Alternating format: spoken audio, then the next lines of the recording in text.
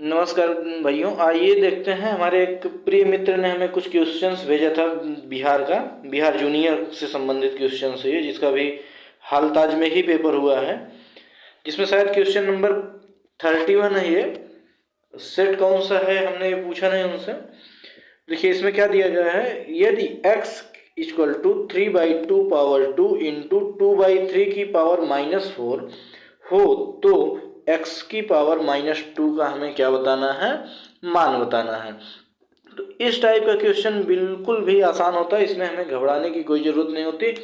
x की value के इसके लिए आपको घात और घातांक का नियम आना जरूरी होता है, बिना उसके ये सिंपल सा क्वेश्चन आपका गलत हो जाएगा और आप सिलेक्शन के करीब होते होते 1 नंबर 2 नंबर से बाहर हो जाएंगे।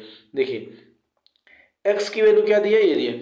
इसमें आपको ध्यान क्या देना होता है कि सबसे पहले ये दिया, देखिए 3/2 की पावर 2 इंटू 2/3 की पावर -4 दिया है। तो सबसे पहला काम हम करेंगे, ये जो बेस है इसको बेस बोलते हैं, इसे पावर बोलते हैं। आप हमारा दूसरी वीडियो देखेंगे तो उसमें आपको इससे संबंधित कुछ वीडियो आपको मिल जाएंगे, कुछ फार्मूले मिल जाएंगे घात से संबंधित, जो हमारा दूसरा वीडियो है। इस लिंक में आप जाएंगे तो वहाँ दूसरा वीडियो है, आप देखेंगे तो वहाँ मिल जाएगा इससे संबंधित। यहाँ पे आपको ज़्यादा क्लियर तरीके से समझ में आएगा।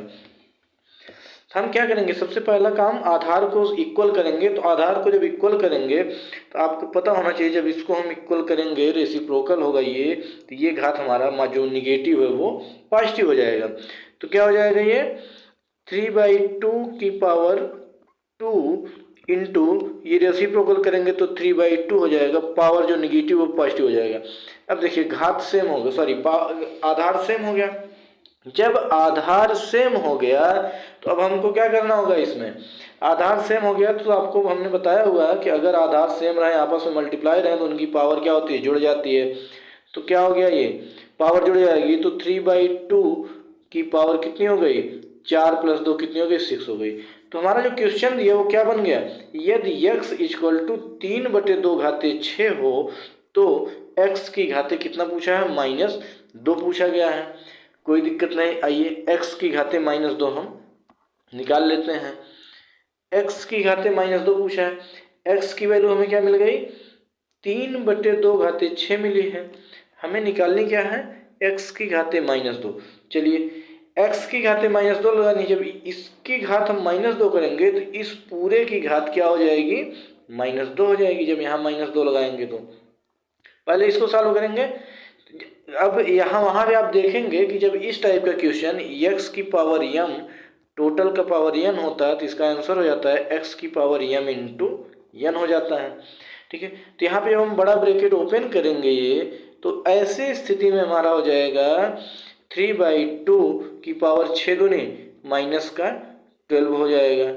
3/2 पावर का -12 हो जाएगा। अब आप इसको अपने तरीके से हम पावर को प्लस में कर देंगे तो क्या हो जाएगा, चाहे हमारा ये आंसर दे दीजिए, चाहे आप दे दीजिए 2/3 पावर का 12 हमारा आंसर दे दीजिए। ठीक है ना। आइए अब अगले क्वेश्चन पे चलते हैं। क्या है अगला क्वेश्चन है, 1000 पर 2 वर्ष के लिए 4% प्रतिवर्ष की दर से चक्रवृद्धि ब्याज क्या है। ये ऑप्शन दिया गया हमारा। अब देखिए इसमें बिहार में सबसे ज़्यादा दिक्कत ये 2 ऑप्शन करते हैं हमारे, जो ऑप्शन नंबर डी और ऑप्शन नंबर ई होते हैं। उपयुक्त में से एक से अधिक या उपयुक्त में से कोई नहीं। बच्चे क्या होते हैं, जब तक उनको 100% नहीं कंफर्म रहेगा तब तक वो इन दोनों ऑप्शन में कंफ्यूज हो जाएंगे और क्वेश्चन हमारा क्या करके आएंगे, वो गलत करके आएंगे। इसके लिए फार्मूला होता है, अगर पी मूलधन लेते हैं और टाइम को हम क्या लेते हैं, टी लेते हैं, ये आर लेते हैं रेट को, तो हमारा हो जाएगा P1 प्लस R/100 की पावर टी। ये होता है चक्रवृद्धि ब्याज चक्रवृद्धि ब्याज निकालने का फार्मूला। अब इससे हमारा मिश्रधन मिलता है, ध्यान दीजिएगा, ए मिलता है, आल मिलता है। मतलब कि अगर हम 100 रुपये लिए हैं किसी से और 2% की चक्रवृद्धि ब्याज 1 महीने के लिए लग रहा है, तो कितना हो गया, 102 रुपये।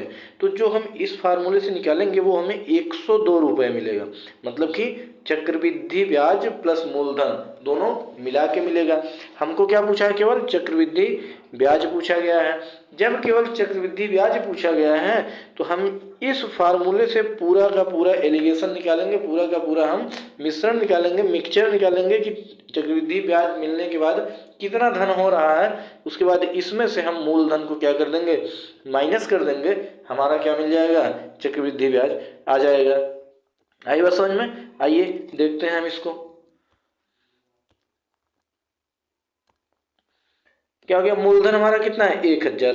तो हम रखेंगे 1000 ब्रैकेट 1 प्लस 4% वार्षिक ब्याज दर है 100, घाते कितनी हो जाएगी? 2 वर्ष दिया, समय 2 दिया। इसको आप सॉल्व कर दीजिए, कितना आएगा? 1000 कट करेंगे 25 आ गया, 25 के 25 और प्लस 1 26 आ गया। 26 गुणे 26 बटे 25 गुणे 25 हम कर देंगे। अब देखिए यहाँ पे 26 गुणे 26 बटे 25 गुणे 25 क्यों हुआ? क्योंकि पावर 2 था। आपको पता होना चाहिए कि कंपटीशन के बच्चों को 1 से 30 तक कम से कम स्क्वायर और क्यूब तो याद ही होना चाहिए। ठीक है, तो आइए अब ये हो जाएगा हमारा क्या? 1000 गुणे 676 बटे कितना हो जाएगा हमारा? ये 25 गुणे 25 ही कर दीजिए, काटने में आसानी होगी। 25 चौका 100, 40 आ गया, फिर 5 से कटेगा, 5 अठे 40 और 5 पच्चे 25। तो हमारा फाइनल आंसर क्या मिला? 8 गुणे 676 बटे 5 ये मिला। ठीक है, 8 गुणे 676 बटे 5। इसे हम यहाँ सॉल्व करते हैं। देखिए जब हम 8 में 676 का गुणा करेंगे तो 8 6 48, 4 हासिल बचा, 8 7 56, 4 60, 6 बचा, 8 6 48 और 6 54 और बटे 5। जब इसको हम इससे डिवाइड करेंगे तो हमें क्या मिलने वाला है? जब हम इसमें इसको भाग देंगे तो हमें मिलने वाला है, देखिए 5 1 का 5 0, 5 8 40, 5 1 का 5 5 6 31, ये मिल गया। अब इसमें से जब हम 1000 को माइनस करेंगे तो हमारा ब्याज क्या मिलेगा? 81.60 रुपए। तो इस प्रश्न का उत्तर क्या हो जाएगा? उपर्युक्त में से कोई नहीं। ठीक है, कंफ्यूजन कहाँ आ गई? देखिए यहाँ 41.80 दिया है, कुछ बच्चे इस पे टिक करके चले आए हैं। ठीक है, आइए अगले क्वेश्चन चलते हैं। एक नियमित बहुभुज जिसके प्रत्येक बाह्य कोण की माप 45 डिग्री हो तो भुजाओं की क्या बतानी है? संख्या बतानी है। आपको पता होना चाहिए कि जब हम एक क्वाड्रेटरल बनाते हैं कक्षा 9-10 में तो ये डिग्री 90 होती है, ये 90 होता है, ये भी 90 होता है, ये भी 90 होता है। ठीक है, मान लीजिए हम यहाँ से चलना शुरू करते हैं तो यहाँ से गए यहाँ 90, फिर से 90, फिर से 90, फिर अपने स्थान पे आ गए तो 90। जोड़िए कितना हुआ? 90 90 180, 90 270, 90 360। मतलब अगर एक सर्कल बन रहा है तो टोटल बाह्य कोण कितना बनेगा? 360 डिग्री का बनेगा। अब इसी सर्कल को आप अलग तरीके से बना दीजिए, कोई क्लोज फिगर बना दीजिए, ऐसे करके कोई क्लोज फिगर बना दीजिए, तब भी जो बाहरी कोण बनेगा ये प्लस ये प्लस ये प्लस ये प्लस ये सब की वैल्यू क्या हो जाएगी? 60 डिग्री हो जाएगी, 360 डिग्री हो जाएगा बाह्य कोण का माप, बाह्य कोण का योगफल। ठीक है, तो अब देखिए क्या होता है आपका। अब क्वेश्चन क्या पूछा गया है? बाह्य कोण की माप 45 डिग्री है तो आपका यन कितने बहुभुज हैं? बहुभुज भुजाओं की संख्या पूछी गई है बहुभुज में, तो क्या कर देंगे? मानते हैं यन भुजा है तो इसका जो फार्मूला होता है 360 डिग्री बटे यन होता है। यन की वैल्यू कितनी दी है? 45 डिग्री दी है, हम इसको डिग्री मानते हैं, यन की वैल्यू 45 डिग्री दी है, तो भुजा इक्वल टू कितना हो जाएगा? भुजा इक्वल टू कितना हो जाएगा?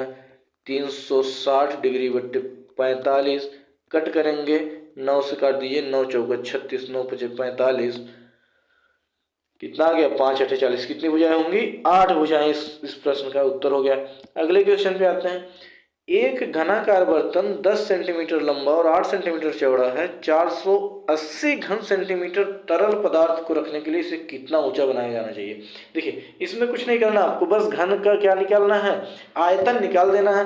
घन के आयतन का क्षेत्रफल सूत्र क्या होता है?